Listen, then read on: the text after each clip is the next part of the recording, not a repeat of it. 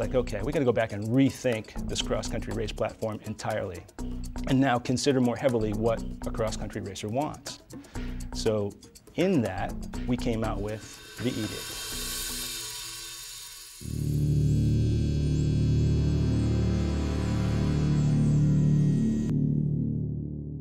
The promise of the Edict is bringing new technology into the chassis itself versus the geometry.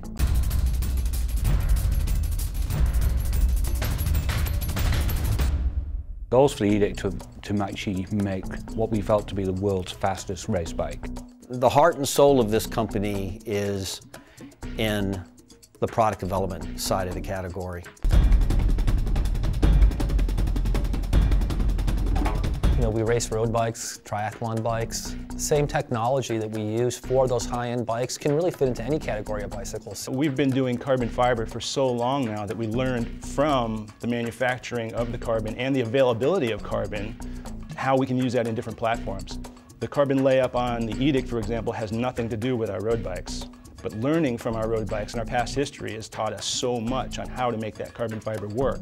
The same ideas we use for the DA, the inside-out technology, the dynamic monocoque construction, the different materials, can all be applied to mountain bikes just the same. How carbon is laid up, what you can do to save weight and increase stiffness or strength has benefited our new carbon mountain bike frames.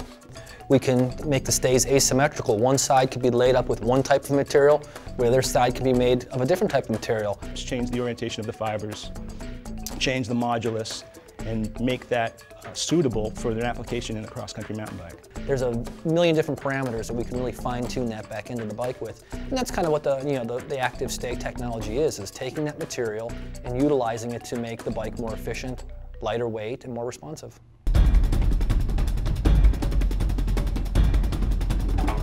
The dynamic monocoque it's not really a full monocoque construction. We are now doing, like say, front triangles that are multiple components. It also utilizes inside-out technology that allows us to use PU bladders inside of the frame. And that means that the inside of the frame basically looks as good as the outside. And it gives us a cleaner, lighter frame because we can build the parts in smaller components and really compact the fibers. If you try and do too much in one big chunk, what happens is you wind up not being able to reach all the corners and push all the resin out.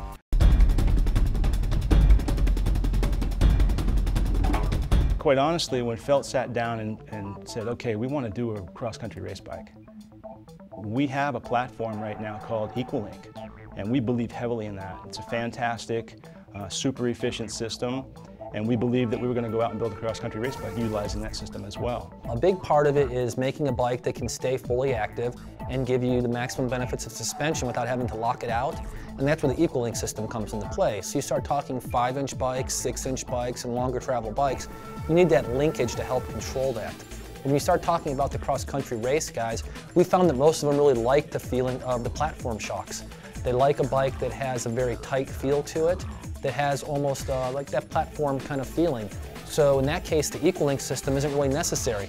We build some great cross-country bikes, some prototypes, and ride them, race them, and love them. There's always this little bit of extra weight that you pick up for that linkage that increases efficiency, but sets a bit of a negative tone for those who really race bikes, World Cup level racers. Said, okay, let's save that weight that the riders, don't really need because we're trying to push the envelope of weight, and use the shock to help counteract the weight transfer, and then let the material really bring the weight down and the stiffness up and make a full race bike that doesn't utilize EqualLink.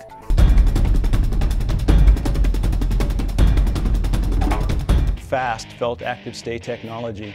Really what that is it's something we kind of stumbled upon in the design of Edict. With our experience in carbon fiber, we understand a lot of how the material works. What material for stiffness, what material for strength. We were looking for a new technology, something that we knew the racers wouldn't question, and kind of fell upon fast because we were trying to eliminate as many pieces and components of the frame as possible. So basically we've been able to reduce the pivots in the back of the bike and eliminate them altogether. So the stay actually flexes in the back of the bike, eliminating the extra pivots needed back there. So it also helps with the stiffness of the bike. There's a more direct path. The whole point on the fast system is the small bump performance is increased. It's almost like a very soft layup hardtail. By taking pivots out of the rear triangle, for example, and using the stays themselves as a flexible component, we learned that all of a sudden we could use the flexibility of that component to assist the spring rate. And that's the beauty of FAST. FAST is a system that helps hold the suspension at a certain point, therefore increasing the efficiency of the design.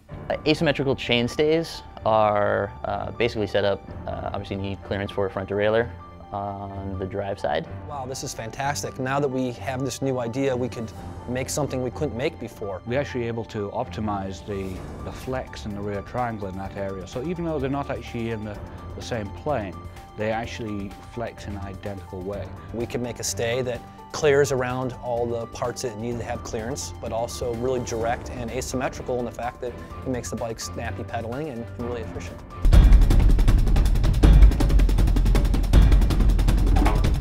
The new Edict is really designed for mountain bike racing. Everyone from a World Cup racer to a performance cross-country rider, someone who wants the best. We don't hold anything back on the Edict. The Edict uses top-end materials and everything. It's our first year out with a cross-country race bike, and we said if we're going to do it, we're going to do it 100%. I am fine with offering the products at a low price point down, but offering really good quality, lower-end bikes. But our high-end racing stuff and everything like that, it needs to always be the pinnacle of the pinnacle, and I think we always will have that. Any good product team, any good design team is never satisfied.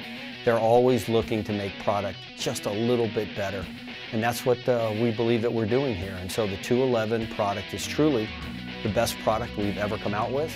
We wanted to build something that was very simple, very light, and when we show it to a cross-country racer, they don't go, how heavy is it, how long is it going to last? They go, when do I get mine?